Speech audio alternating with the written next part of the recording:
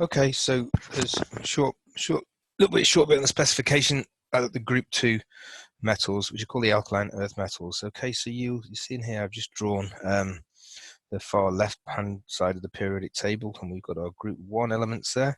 And if we know what happened with group 1, we're pretty familiar from GCSE. What happens as you go down the group, they become more reactive, and we know the reason for that. When they react, they lose electrons, and the larger they get, the easier it is for them to lose the electron, because you've got greater distance to the nucleus and greater shielding. And you get the same thing happening in group 2. As you go down the group, they get more reactive. Something about the names. We call group 1, we call these the alkaline metals, don't we?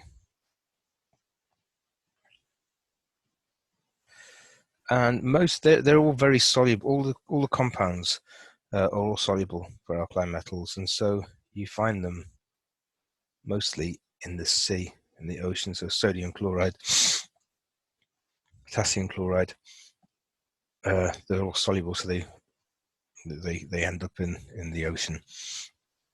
Whereas we'll see later, a lot of group 2 compounds are not that soluble, and so you find them in rocks, so like calcium carbonate rocks, magnesium carbonate rocks. So I think that's where the name comes from for the group. Right. So yeah, if you think of them like the alkaline metals, more reactive as you go down, then you obviously won't go far wrong. Right. Here's the first ionization energies of the group 2 metals, and as you can see, as you go down the group, the first ionization energy decreases, and that's due to more shielding and distance from the nucleus. As you go down, also, I'm sure you'll be aware that the atomic radius is going to increase as you go down.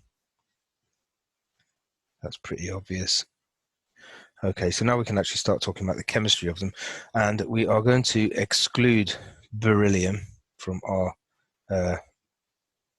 because beryllium forms covalent compounds mostly, because if you think the Be2+ ion, it would be tiny and very highly charged, so it tends to form covalent compounds, not ionic compounds. So that's kind of anomalous. We've also got radium down here, but we won't talk much about that because it's only present in very tiny amounts.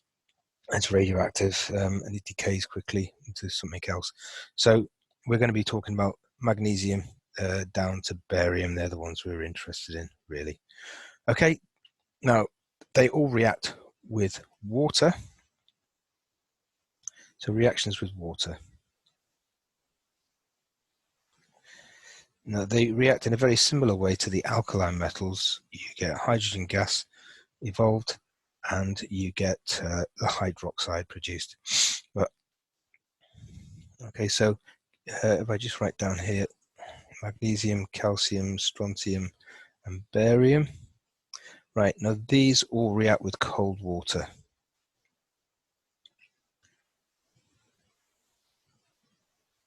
Magnesium doesn't really react with cold water. It reacts a tiny bit, and you get the hydroxide layer forming on the surface of the metal, and then it stops, but it will react with steam.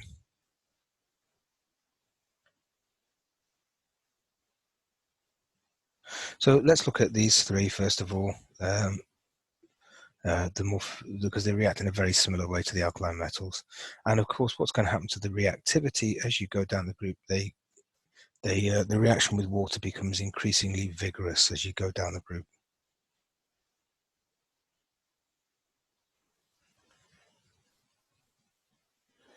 Okay, more vigorous. All right, so more reactive as you go down. Now, let's look at the reaction. So you get calcium and H2O. You will get calcium hydroxide forming, aqueous solution. Sorry.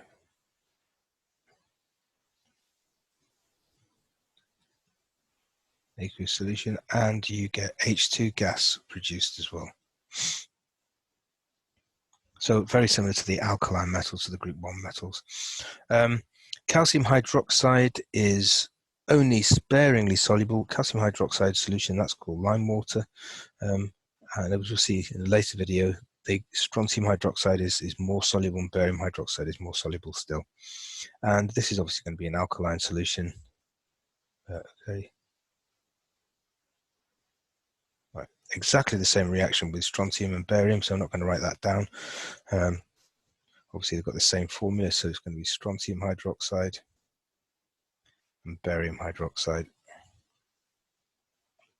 Let's do the reaction with magnesium. It will react with steam, and it's different. You don't get the hydroxide, you get the oxide. Okay, so Mg and steam. We'll get magnesium plus H2O. Gas goes to MgO and H2 gas.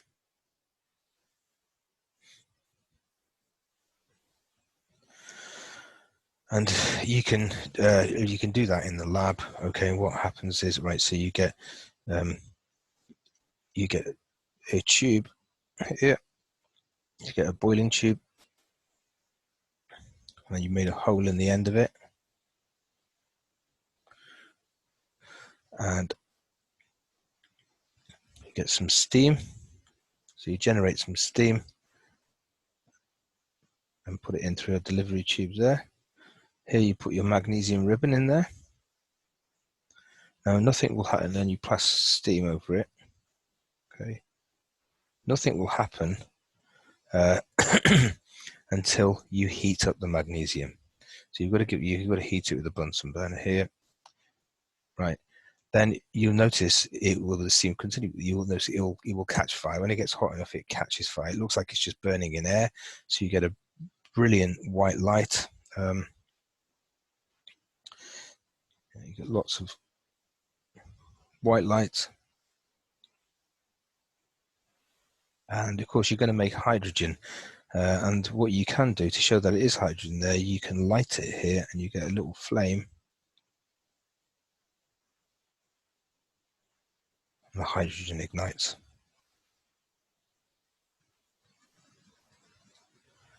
And that's how magnesium oxide reacts with with steam. You might have seen on the packet of magnesium ribbon, it always says, do not, if it catches fire, don't try and put it out with water.